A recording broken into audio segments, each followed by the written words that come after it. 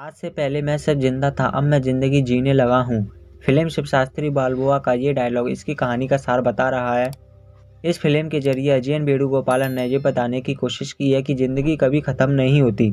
हमें जब भी लगता है कि सब कुछ खत्म हो गया हो तो समझ लीजिए कि वहाँ से एक नई शुरुआत होने वाली है। ये बेहद खुशी की बात है कि पहले पर्दे पर भी कंटेंट किरदार या कलाकारों को अहमियत दी जा रही है। वो दौर अब बदल रहा है कि जब बॉलीवुड फिल्मों में यंग हीरो हीरोइन को ही लिया जाता था, लेकिन अब गुड बाय, ऊंचाइयां, बद ऐसी कई फिल्में हैं जिन्होंने बड़े स्टार की गैर मौजूदगी के बावजूद भी समझदार कलाकारों की मौजूदगी में रहकर लोगों के दिलों को छुआ है। इसी कड़ी को और ताज़ा करती है निर्देशक अजयन वेणुगोपालन और अनुपम खेर नीना गुप्ता अभिनीत शिवशास्त्री बाल्बोआ फिल्म शिवशास्त्री बाल्बोआ की कहानी मध्य प्रदेश के रहने वाले शिवशास्त्री बाल्बोआ की है। वह हॉलीवुड फिल्म सीरीज रॉकी से प्रभावित होकर मध्य प्रदेश में एक बॉक्सिंग क्लब की स्थापना करते हैं। खुद तो बॉक्सर नहीं बन पाए, लेकिन उन्होंने देश को कई बॉक्सर चैंपियन दिए हैं।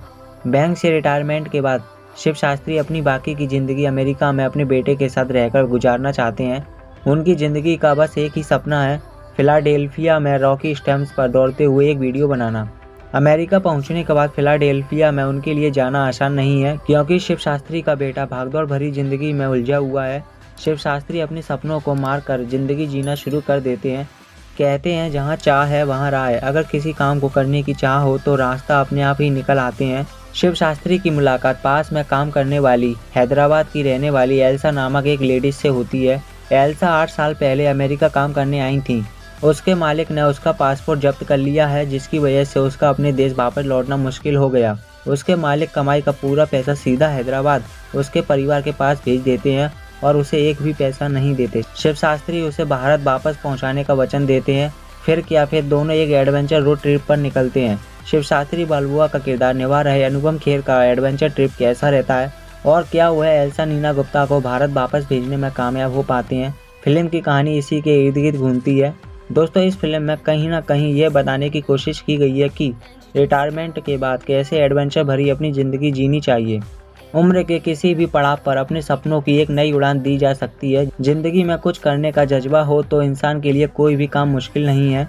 रिटायरमेंट होने के बाद जिंदगी घर के एक कोने में बैठकर जीने की नहीं, बल्कि एडवेंचर भरी होनी चाहिए। जरूरी नहीं है कि इसमें आपको हमेशा सफलता ही मिले, निराशा भी हाथ लग सकती है, लेकिन जिंदगी चलती रहती है अपनी रफ्तार से। फिल्म में अनुपम खेर का संवाद ये कहता है कि सवाल ये नहीं है कि कितनी तेजी से नीचे गिरे हो, सवाल ये है कि क्या तुम गिरकर उठते हो या नहीं। इस फिल्म का मूल सार यही है। साथ ही इस फिल्म में ये भी मुद्दा उठाया गया है कि कैसे अमेरिका में भारतीयों के साथ भेदभाव होता है।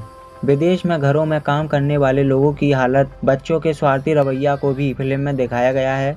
फिल्म के लेखक निर्देशक अजयन वेणुगोपालन मलयालम फिल्म इंडस्ट्री से हैं। उन्होंने कुछ मलयालम फिल्मों की कहानियां लिखी हैं। मेट्रो पार्क सीरीज भी निर्देशित कर चुके हैं। शिवशास्त्री बाल्बोआ उनकी पहली हिंदी फिल्म है। इस फिल्म के माध्यम से उन्होंने एक अच्छी कहानी कहने की कोशिश की है और दिल को छू लेने वाली इस कहानी को एक हल्के फुल्के अंदाज में पेश किया है। फिल्म में बहुत से ऐसे डायलॉग भी हैं जो आपको इंस्पायर भी करेंगे और बहुत से ऐसे डायलॉग हैं जो आपको हंसाएंगे भी।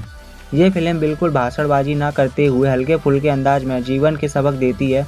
शिवशास्त्री बाल्बोआ के रूप में अनुपम खेर बहुत ही प्रभाव छोड़ते हैं, जिनके लिए वह जाने जाते हैं।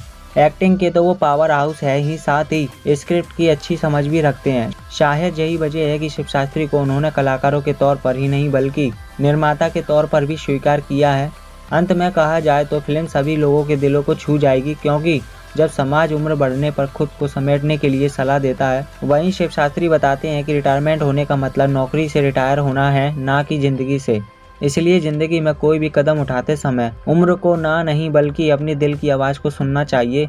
तो दोस्तों, अगर आप पारिवारिक और मनोरंजन फिल्मों के शौकीन हैं तो ये फिल्म आप देख सकते हैं। ये फिल्म आप ही के लिए है। तो मिलते हैं अगली वीडियो में एक और नए टॉपिक के साथ।